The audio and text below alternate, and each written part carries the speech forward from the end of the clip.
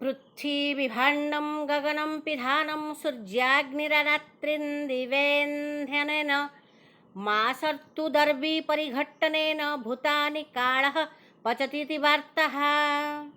अन्वय पृथ्वीविभाण्डं गगनं पिधानं सूर्याग्निना रात्रिन्दिवेन्धनेन मास ऋतुदर्भी परिघट्टनेन कालः भूतानि पचतीति वार्ता। पृथ्वी एक पात्र, ता उपरे आकाश रूपक ढांकुणी दिया जाइछि। सूर्य रूपक अग्नि दिन और राति रूपक इंधन बा काष्ठ को प्रज्वलित करुछि। संहार रूपी काल हातरे मास और ऋतु रूपक ढंकी घांटी घांटी प्राणी मानक पाक करुछि। यहाँ ही वार्ता।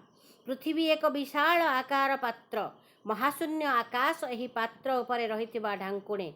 सूर्य यथा समय रे अग्निदान करुछंती।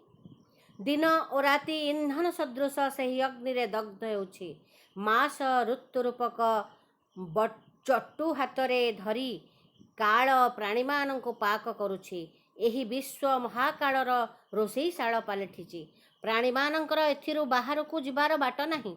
एहा संसारवासींक पई वार्ता। युधिष्ठिर एही परी 4टी प्रश्न समाधान करिथिले।